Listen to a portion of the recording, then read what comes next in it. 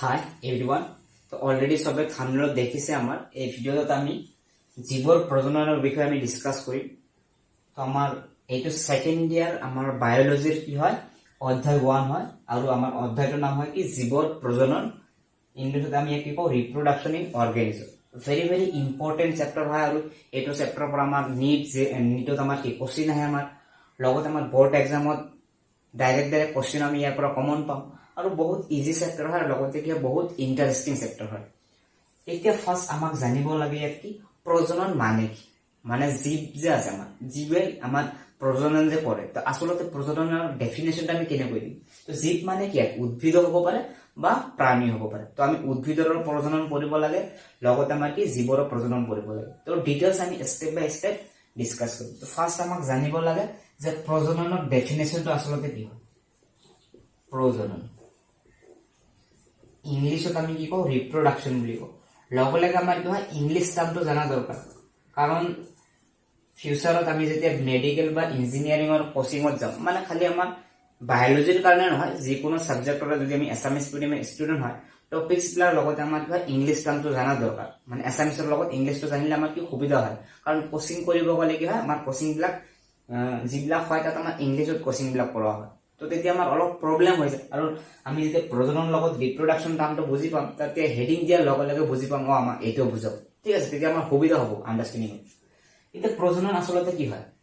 তো প্ৰজনন কোনে কৰে, যেহেতু আমি ইয়াত হেডিং দিছো জীৱৰ প্ৰজনন, তো জীৱই প্ৰজনন কৰিব। আসলে এতিয়া আমাৰ জীৱই যে প্ৰজনন কৰে কিন্তু ইয়াৰ ডেফিনেশনটো কি। তো সিম্পল ডেফিনেশন আমি এনেকৈ দিম যে যি প্ৰক্ৰিয়াৰে জীৱসমূহ হয় তাৰ অনুৰূপ সন্তান সন্ততি জন্ম দিব পাৰে তাক প্ৰজনন বলে। তো কি হয় আমাৰ সন্তান সন্ততি জন্ম দিব বা আমি কি কওঁ সতি সন্ততি বুলি কব। সতি সন্ততি এতিয়া কথা হল এইটোৰ মিনিংটো সিম্পলি আমি কি সন্তান বুলি কব পাৰি, বা লৰা হব পাৰে বা ছোৱালী হব পাৰে, ঠিক আছে। তো যি প্ৰক্ৰিয়াৰে যিসমূহে কি হয় সতি সন্ততি জন্ম দিব পাৰে তাক আমি কি কওঁ প্ৰজনন বুলি কওঁ। এতিয়া কথা হল আমাৰ প্ৰজনন কিয় কৰিব লাগে জীৱবিলাক। চোৱা পৃথিৱীত যিমান জীৱ আছে তো জীববিলাক কি হয় আমাৰ প্ৰথমে তো আমাৰ জন্ম হব, জন্মৰ পিছত কি এইটো বৃদ্ধি ঘটিব বা বিকাশ হব, বৃদ্ধি হব না ডাঙৰ দীঘল হব, তাৰপিছত এটা সময়ত কি হব আমাৰ ইয়াত মৃত্যু হব। তো প্ৰথমে জন্ম তাৰপিছত বৃদ্ধি আৰু কি মৃত্যু। তো এইটো আমাৰ এটা চক্ৰীয় প্ৰক্ৰিয়া, আকৌ মৃত্যু হব জন্ম হব। তো এইটো আমাৰ কি প্ৰক্ৰিয়াটো কি আমাৰ চলিয়ে থাকিব। এতিয়া চোৱা তো যদি আমাৰ জন্ম হোৱাৰ পিছত বৃদ্ধি হয় আকৌ মৃত্যু হয় তেনেহলে মৃত্যু হলে তো আমার শেষ, জীবর অস্তিত্ব আমার কি নষ্ট হয়ে আছে মানে শেষ হয়ে আছে। তো জীবর অস্তিত্ব যাতে আমার শেষ নহয় তো এইটো বৰ্তাই ৰখাৰ কাৰণে বা জীয়াই ৰখাৰ কাৰণে কি হয় আমাৰ জীৱই প্ৰজনন কৰে। তো আমাৰ কাৰণে প্ৰজনন কিয় প্ৰয়োজনীয় কোশ্চিন আহিব পাৰে, জীৱৰ কাৰণে প্ৰজনন আৱশ্যকীয় কিয় বা প্ৰয়োজনীয় কিয়। তো আমি এতিয়াও ক'ব লাগে যে জীৱৰ অস্তিত্ব জীয়াই ৰখাৰ কাৰণে প্ৰয়োজনটো আমাৰ কাৰণে বহুত গুৰুত্বপূৰ্ণ। তো ইয়াৰ পৰা কোশ্চিন এইটো দিব পাৰে যে প্ৰজনন কি আৰু আমাৰ কাৰণে কিয় প্ৰয়োজনীয়। তো আমি এই নোটস বিলাক ডিসক্ৰিপশনত দি দিম, কমপ্লিট নোটস দি দিম, কোনো প্ৰবলেম নাই, তাৰ পৰা নোটস বিলাক লিখি ললে হল। তো প্ৰজনন মানে আমি বুজি পালো কি আমাৰ যে জীববিলাকে যি প্ৰক্ৰিয়াৰে কি আমাৰ তাৰ সন্তান জন্ম দিব পাৰে তাকে আমি কি কম প্ৰজনন বুলি কম। আৰু সন্তান বিলাক যে জন্ম দিয়ে এই সন্তান বিলাক কি হয় অনুৰূপ পিতৃ মাতৃৰ দৰে হয় প্ৰায় আমাৰ, মানে একেবাৰে একে হব পাৰে বা একে নহব পাৰে, কিবা অলপ মিল থাকে। তো কি কি ঘটনা হয় আমি ডিটেইলস এইটো চেপ্টাৰত আমি পঢ়িম। তো প্ৰজননৰ লগত আমাক এটা বস্তু ইয়াত জানিব লাগে, এটা টাৰ্ম আমাক দৰকাৰ আছে টপিক যাক আমি কি কওঁ জীৱন কাল বুলি কওঁ। জীৱন কাল ইংলিশত আমি কি কওঁ লাইফ স্টাইল, ঠিক আছে। তো জীৱন কাল কি বুজায় আসলে আমাক যিকোনো জীৱে জন্মৰ সময়ৰ পৰা প্ৰাকৃতিকভাৱে মৃত্যুলৈকে যিখিনি সময় থাকে এই সময়খিনিক আমি কি কওঁ জীৱন কাল বুলি কওঁ। সাপোজ আমাৰ জন্ম হৈছে তো আমি এটা সময়ত কি মৰি যাম, মানে পৃথিৱীৰ পৰা আমি কি গুচি যাম। এই যে প্ৰাকৃতিকভাৱে যেটা আমি গুচি গৈ আছো জন্মৰ পৰা আমাৰ কি হয় মৃত্যুৰ সময়লৈকে যিখিনি আমাৰ টাইম থাকে এই টাইমটোকে আমি কি কওঁ জীৱন কাল বুলি বা লাইফ স্পেন বুলি আমি কওঁ। তো ডেফিনেশন দিব পাৰে যে জীৱন কাল মানে আমাৰ কি বুজায়।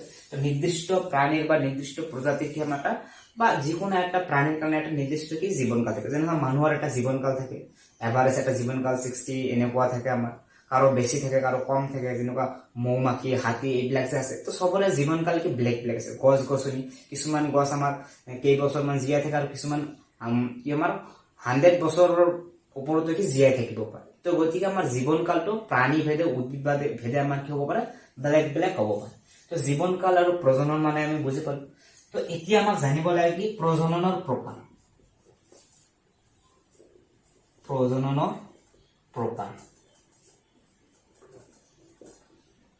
types of reproduction already আমি লয়ার ক্লাসে তো এইবিলাক পাইছো ইভেন কি ফার্স্ট ইয়ার তো আছে বা আমার কি হয় ক্লাস 9 10 তো আমি পাইছো প্রজনন কি হয় প্রজননের প্রকার কি হয় তো প্রজনন দেখা গৈছে যে আমাৰ দুই প্ৰকাৰৰ হয় প্ৰজনন দুই প্ৰকাৰৰ ঠিক আছে তাৰে এটা কাম কি কও অযৌন প্ৰজনন ডিটেইলস আমি ডিসকাস কৰিম গোটেই কেটা কোনো টেনশন নাই অযৌন প্রজনন নাম্বার 2 যৌন প্রজনন ঠিক আছে অযৌন প্রজননক আমি কি কয় asexual reproduction আৰু আমাৰ যৌন প্ৰজননক আমি কি কয় sexual reproduction ঠিক আছে তো আমি দুটা প্ৰকাৰ পালো ইয়াৰ পৰা কোশ্চেন এইটোই আমাৰ দিব পাৰ প্ৰজননৰ লগত ডেফিনেশন দি কিনে যে প্ৰজনন কাক বলে এই কেই প্ৰকাৰ আৰু কি কি আমি এনেকৈ লিখি দিব পাম দুই প্ৰকাৰ ঠিক আছে তো আমাক ডিটেইলস পঢ়িব লাগে অযৌন প্ৰজনন কি হয় আমাৰ ইয়াৰ আমাৰ বৈশিষ্ট্য কি আছে ক্যাৰেক্টাৰিস্টিক্স কি আছে বা কোন কোন উদ্ভিদ বা কোন কোন আমাৰ কি হয় জীৱ প্ৰাণী আমাৰ কি হয় অযৌন প্ৰজনন দেখাব পায় বা তেনেকুৱা কি যৌন প্ৰজনন আমি কি ডিসকাস কৰিম আৰু ইয়াৰ যিমান কোশ্চেন আছে বা আমাৰ কম কি হয় বোর্ড এক্সামত যিবিলাক কোশ্চেন দিছে গোটেই কেইটা কোশ্চেন আমি কি ডিসকাস কৰিম এটা 100% আমাৰ কি হয় কমন আহে এক্সাম ঠিক আছে তো এতিয়া আমি হেডিং দিম অযৌন প্রজনন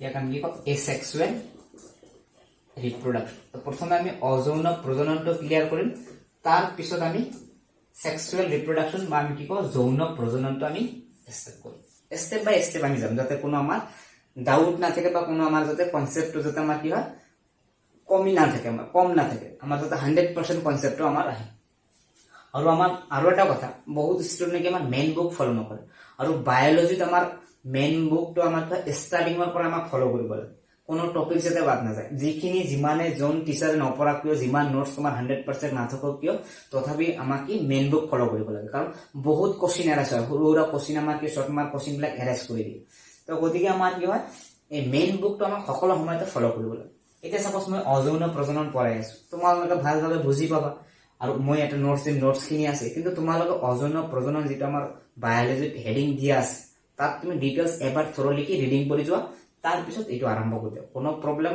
না থাকে আৰু কোনো ডাউট না থাকে আৰু যি কোনো কোশ্চেন আহিলে আমি কি আনসাৰটো দিব পাম এতিয়া অযৌন প্ৰজনন মানে কি তো অযৌন প্ৰজননত আমাৰ কি হয় যে এটা জীৱই যদি আমাৰ তাৰ পৰা আমাৰ কি হয় সন্তান জন্ম দিব পাৰে তাকে আমি কি অযৌন প্ৰজনন বুলি কম আৰু তাত কোনো বেলেগ জীৱৰ প্ৰয়োজন নহয় এতিয়া সিম্পলি আমি কি কব যে অযৌন প্ৰজননত দুটা জীৱৰ প্ৰয়োজন নহয় আৰু এটা জীৱই এককভাৱে তাৰ অনুৰূপ কি আমাৰ সন্তান যদি জন্ম দিব পাৰে তাকে আমি অযৌন প্ৰজনন বুলি কওঁ তাৰমানে ইয়াত বিপৰীত লিংগৰ প্ৰয়োজন নহয় মানে এটা পুৰুষ আৰু এটা কি মহিলা তেনেকুৱা নালাগে আমাৰ যিকোনো এটা হয় আমাৰ ঠিক আছে মানে বিপৰীত লিংগৰ দৰকাৰ নহয় এটা জীৱই আমাৰ কি সন্তান জন্ম দিব পাৰে তো সিম্পলি আমি কি কম যি প্ৰক্ৰিয়াত এককভাৱে এটা জীৱই সন্তান জন্ম দিব পাৰে তাকে আমি কি কম অযৌন প্ৰজনন আৰু এটা কি আমাৰ এই প্ৰক্ৰিয়াত এই অযৌন প্ৰজনন প্ৰক্ৰিয়াত কি হয় আমাৰ যিবিলাক জীৱ নতুনকৈ সৃষ্টি হয় আৰু এইবিলাক কি হয় আমাৰ ইয়াৰ পূৰ্বপুৰুষৰ দ্বাৰা কি আমাৰ একে হয় মানে পিতৃ মাতৃৰ দ্বাৰা কি আমাৰ সেম এতিয়া পিতৃ মাতৃ মানে দুটা বিপৰীত নবুজায় মাতৃ হবন হলে আমাৰ কি পিতৃ হ'ব আমি এইটো কথা বুজাইছো ঠিক আছে মানে এটা জীৱই যদি সন্তান জন্ম দিয়ে তাক আমি কি কম অযৌন প্ৰজনন তো ইয়াৰ পিছত আমাৰ কি ক্যাৰেক্টাৰিস্টিক্স বা আমি কি কম বৈশিষ্ট্য আছে কি বৈশিষ্ট্য থাকিব পাৰে আমাৰ ইয়াক আমি ইংলিছত কি কম ক্যাৰেক্টাৰিস্টিক্স কাৰ অযৌন প্ৰজনন তো দিব পাৰে আমাক 2 মাৰ্কস দিব পাৰে তো ইয়াত কি হয় নাম্বাৰ 1 এটা জীৱৰ প্ৰয়োজন হয় এক নম্বৰ বৈশিষ্ট্য আমাৰ কি আছে এটা জীৱৰ প্ৰয়োজন হয় আৰু বেলেগ জীৱৰ দৰকাৰ নাই, মানে দুটা জীৱৰ প্ৰয়োজন নহয়, কেইটা লাগিব আমাক এটা। ঠিক আছে। 2 নম্বৰ, জনন কোষৰ সৃষ্টি নহয়। জনন কোষ মানে কি হয়, যদি দুটা জীৱ থাকে, দুটা জীৱৰ পৰা আমাৰ কি ডিম্বাণু শুক্ৰাণু এইবিলাক যে আমি পাইছিলো লোৱাৰ ক্লাছত, মিলন হোৱাৰ পিছত এটা কোষৰ সৃষ্টি হয়, যাক আমি জনন কোষ বা জাইগোট বুলি কওঁ। তো এইটো আমি যেতিয়া যৌন প্ৰজনন ডিসকাস কৰিম তেতিয়া আমি পাম।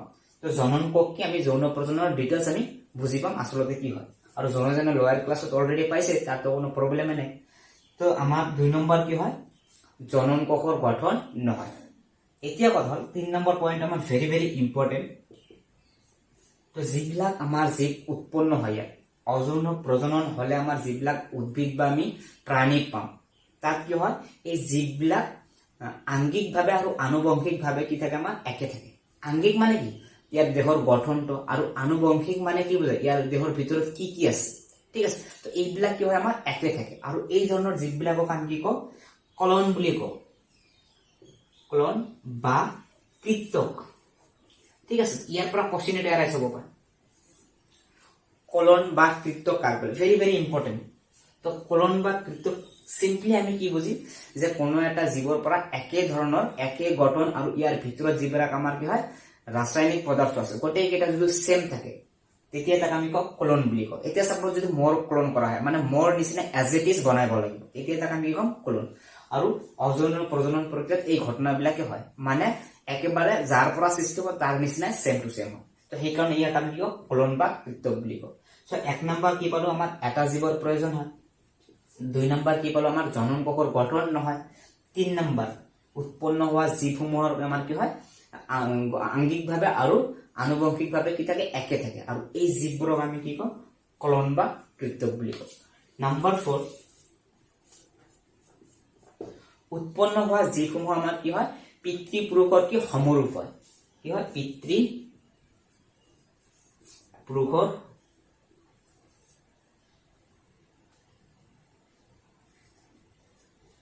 সমৰূপ।